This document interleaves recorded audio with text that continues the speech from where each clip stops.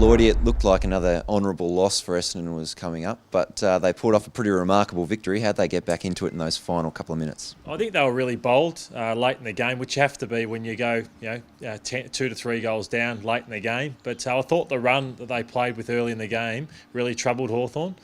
And then you just thought the inevitable was going to happen. The Hawks will steamroll another team, and Essendon's fitness issues over the pre-season, we're going to wear them down again. But to find the courage to run, carry the ball, Hawthorn were trying to protect their lead, and they were vulnerable to some quick plays. I thought Collier's pace and Hooker, who we'll touch on later on with a bit of vision, he was absolutely brilliant as well, and all combined to set up a memorable victory. You take us through the final couple of minutes, mate. Well, at this stage, you've got to find a man, and I thought when Jordan Lewis had the ball, everyone's got to find one, otherwise they can keep chipping the ball around. That's where Jake Melsham's a huge play here, where Jordan Lewis kicks the ball and he gets the ball to ground level. Suddenly it's just manic pressure again. Everyone's trying to cause a turnover. Otherwise they could have chipped the ball around for the last minute and 20 seconds. So I thought it was brilliant. It's also allowing Hooker to get off his man with the play on.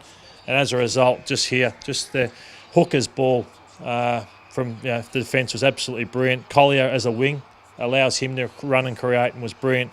So I thought that was a play that Hooker, it's one of his most important plays in the history of his career. He's had some big ones, but I suppose if you're watching on the replay there, Cale Hooker, just that kick, he could have handballed it, he could have gone sideways, but he just knew, being so far down, that he had to go on and kick it. Chappie loses his feet there, but once again, they've caught them cold on the turnover. That's obviously the danger. Hawthorn were all pressing up, trying to keep it in their forward line, but once you let players out the back of Collier's speed, you're in a little bit of trouble. So nice little fist pump there from Hurdy. He was pretty pumped that they were back in the game.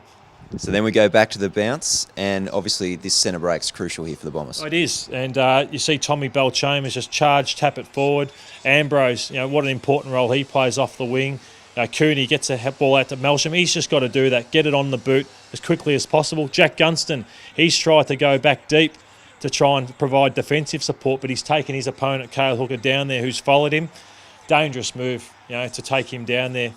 He's done the right thing, Gunston, but he's brought in arguably Essendon's best contested mark down there, although he got this one at ground level.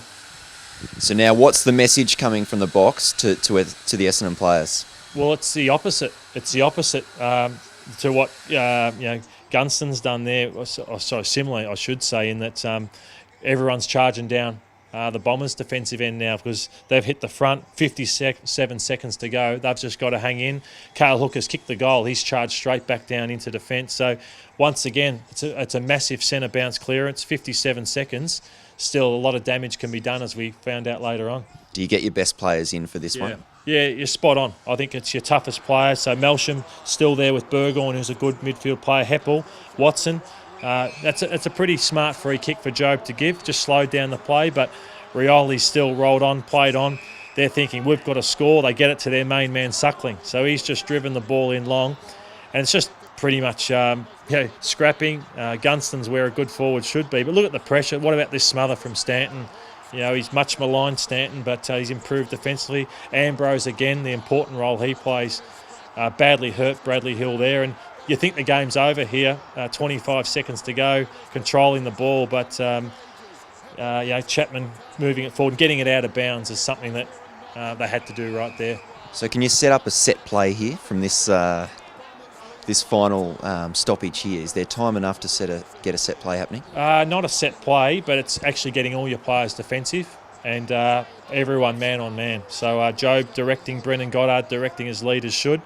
But an issue here is you'll just see as Bradley Hill game gets held up a little bit, but so it gives Essendon time to push their numbers back, everyone to find a man.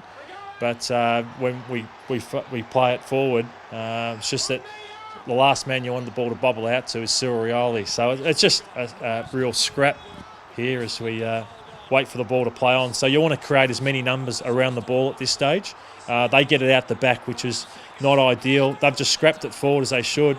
We've got forward of the play there. The player should have been on Cyril Rioli. He drives it forward. We were cooked here. Bruce is where a small forward should be, but the sign beats them. So a famous victory. They did the job early in the game, got overrun, but what courage to fight back in the end. All right, Beauty. Thanks very much, Lloydie. No problems. Look forward to doing that on a weekly basis. Thank you, mate.